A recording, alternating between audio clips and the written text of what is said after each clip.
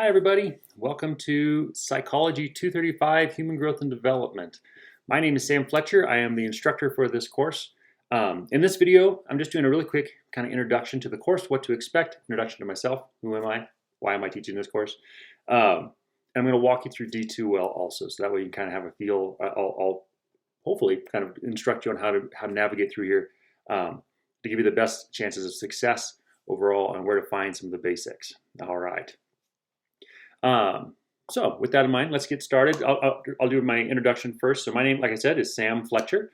My academic background, I'm actually a PCC graduate from about 20 years ago, which is crazy already. Anyway.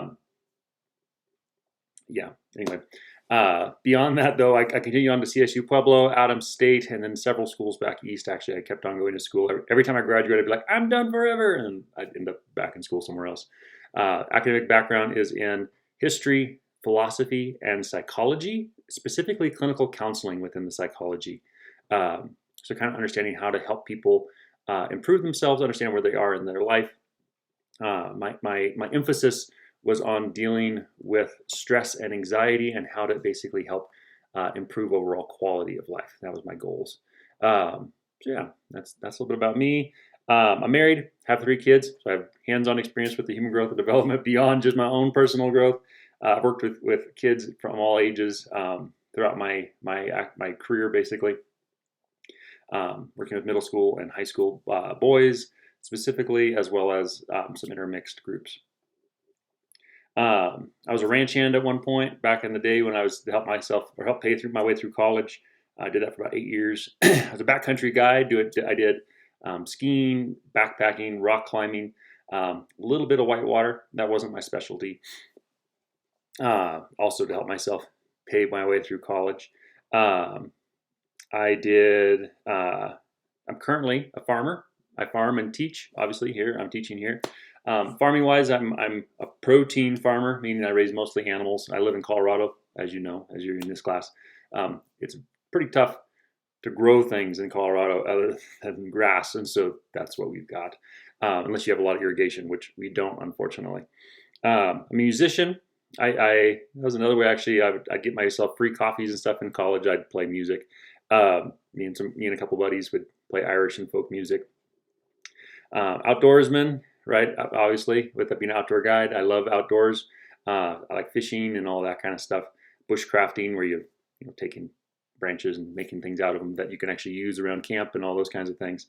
So yeah, that's kind of who I am, what I do to some extent, right? You're not going to learn everything about me in this one little 5-minute bloop, but here we go. So yeah, I think that's enough for now. You'll learn more about me as the semester goes, and you listen to the lectures and everything as we go through this. So quick notes on that kind of a thing. So there's going to be lectures over each of the chapters that you're going to be going through. So hopefully you all have your book. Let me pull this over real quick. Hopefully you all have your book. I have the information in the announcements here, the same place you're finding this video initially. Okay, the book looks something like this if you get the actual hardbound book. There's also digital copies of this, and there is, I believe, a loose leaf copy of this available at the PCC bookstore. But it is Invitation to the Lifespan by Kathleen Stossenberger. Like I said, all the details are down. You can find them down below in the announcements. I gave you all the details, including the ISBN number, so that way you can find it on, if you want to look at Amazon or something like that, try to find it cheaper. That is an option. Okay, given the fact, anyway, we'll go with that. Do your best to find it early, as you're going to need it pretty quickly. Okay, and I'll talk about that a little bit more here. Another quick note: all the videos that feature me, so at least, okay, I upload them onto YouTube, and then from YouTube into D2L. So if you prefer to watch these not on your computer, assuming that you're looking at them on your computer now, if you prefer to use your phone, or if you prefer to use if you have a smart TV or a Roku or Fire Stick or something like that, you can open it up in your computer or your phone, I guess technically. Hit the watch in YouTube, and it'll put it into your history, and then you can go into your history if you have it uploaded on your Roku or Smart Stick, whatever. If you prefer to watch it on your TV rather than on your computer, either way, those are some different options there. But that is a way that you can kind of broaden what you can use it for. You can also then run it on your phone more easily, typically, if you prefer that. And that way you could, like if you're driving or something, you could listen to it. You don't necessarily have to be watching me talk at you. Okay. Let's see. That's everything for those basic things. Let's go ahead and do our little walkthrough of D2L now. So obviously you're looking at this video, which means you have found your class. You are in Psychology 235. If you scroll down, you're going to see the announcements on the home page there, right? Which is where you're initially seeing this video. I'm also going to post this video within the content, and we'll talk about that in a second. But at least for this first time, it's here. The announcements are going to be important to be checking regularly, as that is going to be where I post any kind of updates and new information that's coming up. It's also where if I happen to find some new information on on what we're looking at in a given week, I will post it in the announcements there. So if there's videos, things like that, that might be an extra boost to your knowledge. That's where you can find it. On this homepage, you'll also find the calendar, which is an important tool, right? It shows you what's due and when it's going to be due, when things are coming open. All of that information will be found there on the calendar. For the most part, the material for a given week will be due on Sunday at 11:59 p.m. of that same week, right? So it'll be Monday, 12:01 a.m. until Sunday at 11:59 p.m. Will be the week's information and that you'll be working on approximately. Okay. Some other things on there just to be aware of. There is information for the net tutor. So if you need tutoring or if you'd like tutoring, help with writing your paper or things like that, there are tools in there that you can access for online tutoring, as well as the tutoring and everything that is available on campus at PCC. So if you'd like to have that additional help, you can go there. All right. So the most important thing on here is going to be the content, okay, which should be found in the top left corner. I think it's I'm pointing right. My camera sometimes is flip-flopping things, but anyway, top left corner is going to be where you're going to find the content. So go ahead and click on that if you're following along.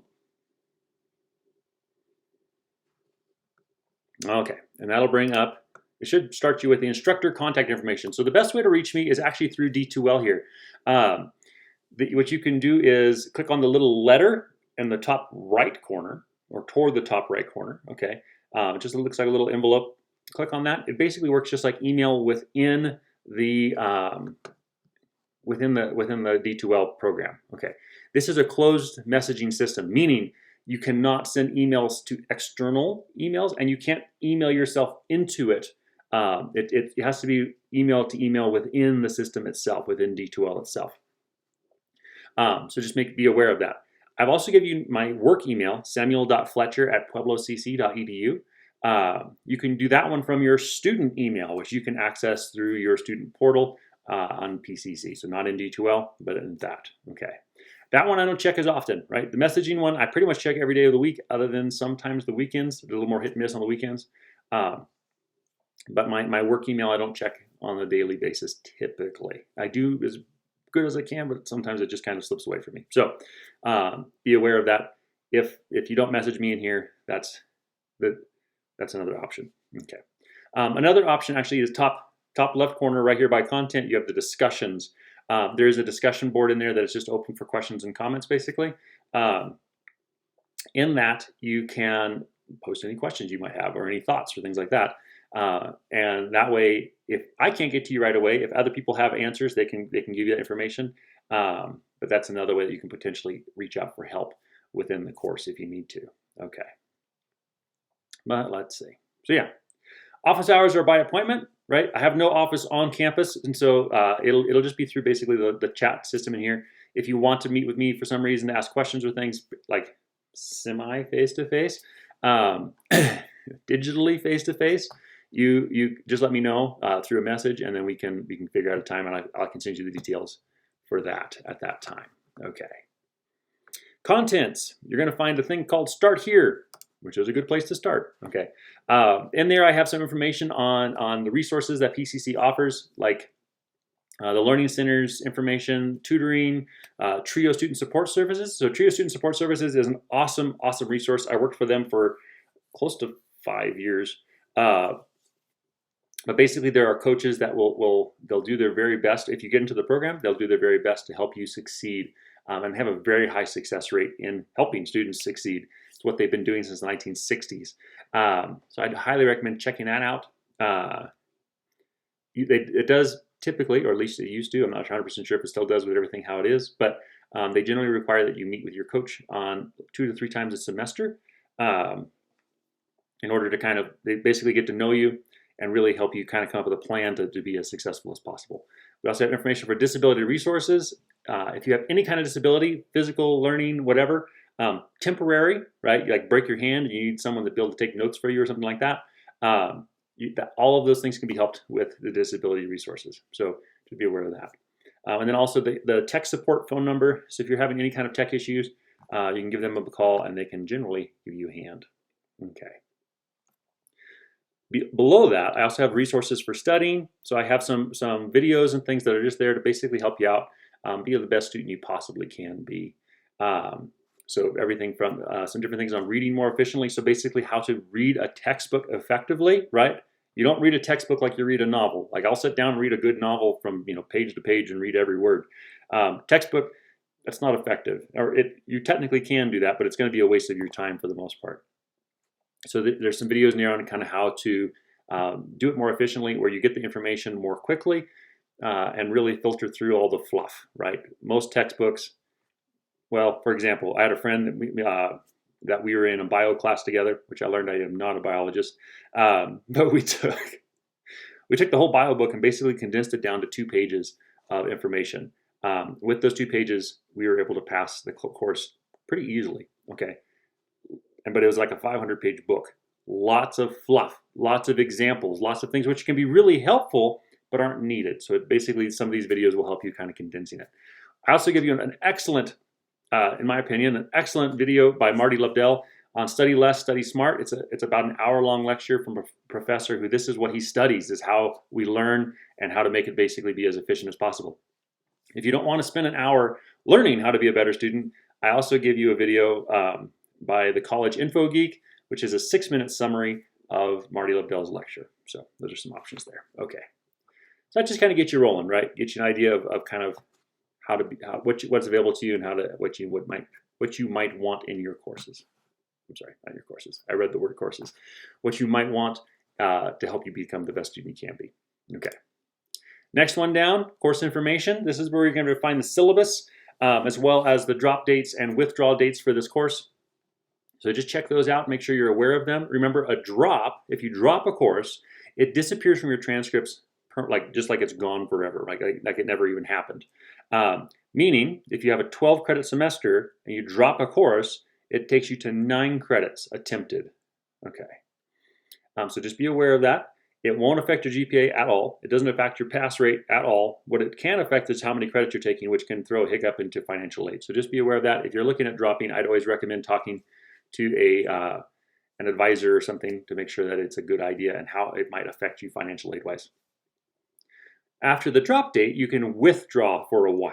Okay, now a withdraw will still show up on your transcripts. It'll show a W in place of where the grade would normally be, showing the withdraw. And what that basically means is that you attempted the course and you chose to pull out of it midway through. So in this case, if you have a 12-credit semester and you withdraw from this course, 3 credits, you would still have 12 credits, assuming you hadn't dropped another course. Okay. It counts toward a pass or an attempted time, but incompleted. In other words, for this course or for this semester, assuming you completed the other 9 credits, you'd have a 75% pass rate, assuming you pass those other courses, right? That's important to note just because in the long run, that potentially can bite you. If you drop below a 66% pass rate, you can get, your financial aid can get suspended. And if you continue to stay below that mark, you can actually get suspended from the school for a time. So be aware of that. Okay. But anyway, drop dates, withdraw dates, and then the course syllabus, which is basically just a quick, rundown. Gives you, well, not real quick, but it gives you a rundown of kind of what to expect to learn in this course and what's going to be expected of you. Off of that, I've got a couple of things. One, I have a little syllabus quiz. It is worth 5 points extra credit. Okay, this is the only extra credit I typically offer in a semester, so just do it. Jump on it there, take the quiz. It's one question, and it basically it says something along the lines of like, I have read and understand and agree with the course syllabus. True or false? If you say true, you get 5 points extra credit. If you say false, you don't. So just say true. Okay. It makes sense to you, basically, is all it is. You've looked through it. Okay. I also have a discussion board worth 10 points, and this is relatively easy 10 points, where you basically go in and say, yep, I looked at everything, I agree to it. It's also where if you're like, wait, I have a question though about it, or I don't quite understand what you mean by this or whatever, you can do all of that in that discussion board. Assuming you write anything, just even like, I looked at everything, looks good. You got 10 points, super easy. Also in that first discussion, there is another one that is introducing yourself, kind of like I did. Give me a little rundown of like who you are, what are you doing here in my class, why do you want to learn about how humans develop? Do that one. That's another 10 easy points. Okay, and that'll be all in the first week of the course. So just make sure that you get on there and do that. Okay. So yeah, that's going to be the course information. That's where you're going to find all that. That's also where you can find this current video that you're watching once the initial announcement disappears. Okay, I'm going to upload that. This video is also going to be in there. So that way you can access it anytime throughout the semester, just in case you wanted another reminder. Okay. Below that, we have the SLT paper. I have another video that talks about the details of that and kind of what's expected of it. It's a 200 point paper. So it's worth a big chunk of the overall grade for this course. So it needs to be taken pretty seriously, right? With that though, it's broken into 4 sections, and it's looking at social learning theory, which is Bandura's theory basically of development and kind of how we learn and become who we are in our processes. Okay. Like I said, there's another video. Look in there. You'll find the video going through the details of that more in depth. You can also find links to Purdue OWLS, which is their online writing lab, APA style introduction. So this paper is going to be written in APA format. You can get in there, look at the introduction. It'll give you a rundown of kind of how to cite your sources and everything utilizing APA formatting. I also give you an APA sample paper. It's through the OWL Purdue, but it gives you kind of what it should look like in a paper format. And then a link to Grammarly. So if you're like me and you're a terrible speller or struggle with grammar, I am mildly dyslexic, and so spelling is challenging, always has been.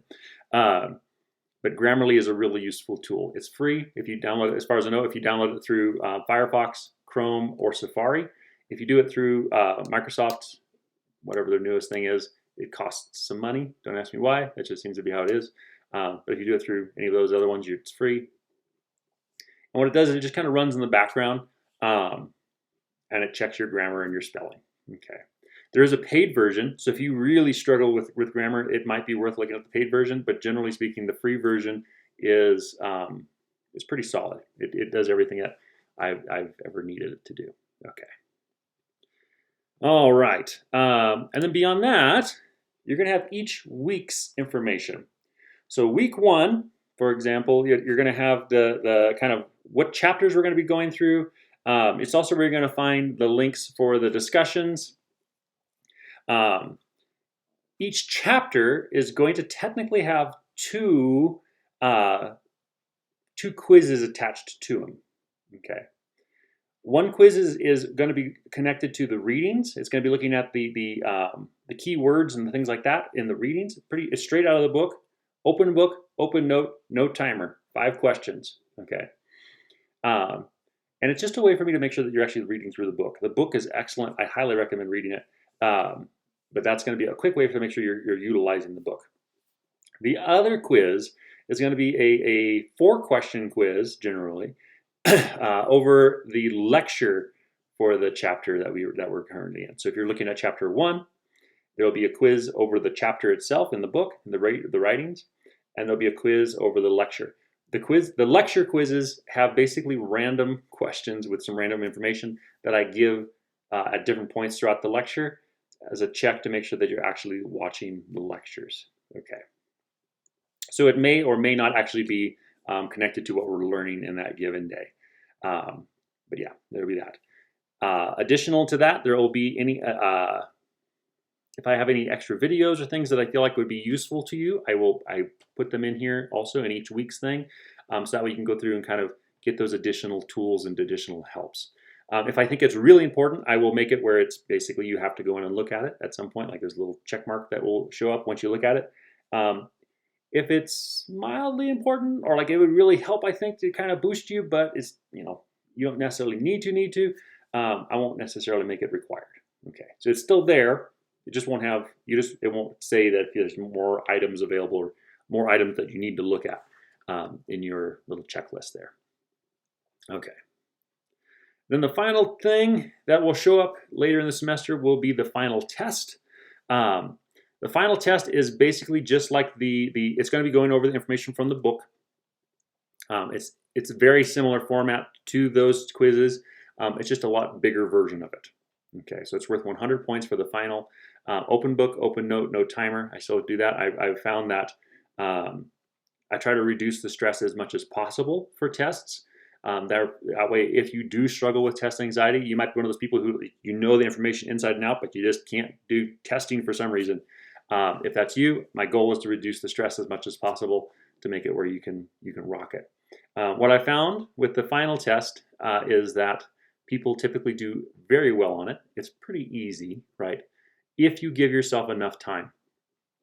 So when that final comes open, I recommend giving yourself about 3 hours, setting aside 3 hours. It might not take you that long, but set it aside just in case, because it might take you that long. Okay.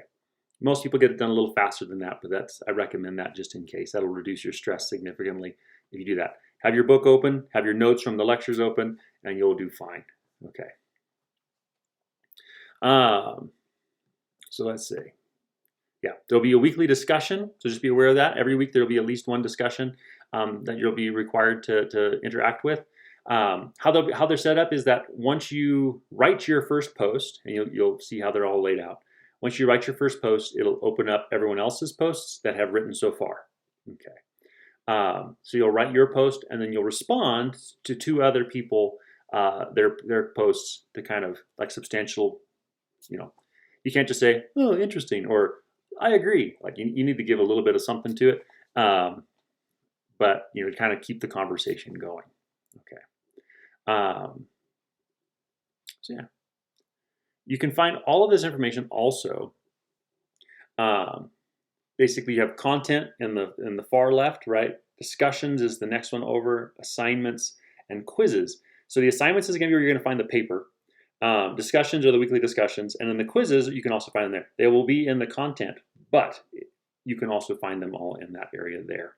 Okay, because it's fully online, there is no attendance. Basically, all of the little quizzes take the place of the attendance, and you can also check your grades. They'll be there toward the right side of the board. You're going to see the grades and the like up there. Okay. With that, that's pretty much everything you're going to find here in D2L. So yeah, just checking the announcements regularly and the like, and go from there. Sorry, it went a little longer than I was hoping it would, this video, but I think hopefully that gives you a good idea of kind of what to expect for this semester. It should be fairly straightforward of kind of what's expected of you each week. Like I said, you can do it anytime you want. So you could do it at 1 o'clock in the morning. You could do it at 2 in the afternoon. You could do it at 8 o'clock in the morning. Whatever time works for you. It's all available to you. It is, and it's just you have to get it done before the due date, and that's going to be the only thing that's required of you. Okay, so it's work at your own pace within the given week for what to do that week. Okay, so yeah, beyond that, hope you have a wonderful semester. I will be checking in with you all, obviously, as we go and talking with you in the discussion boards and all these. Hopefully this is helpful, and I really do look forward to getting to know you all as the semester goes. That's part of the best part of teaching, is getting to meet so many people and kind of learn about them and understand where they're coming from and what makes them do what they're doing and all that kind of stuff. So, like I said, look forward to meeting you. Have a wonderful semester. Always reach out to me if you have any questions as the semester goes. We'll go from there. Have a great one. We'll see you.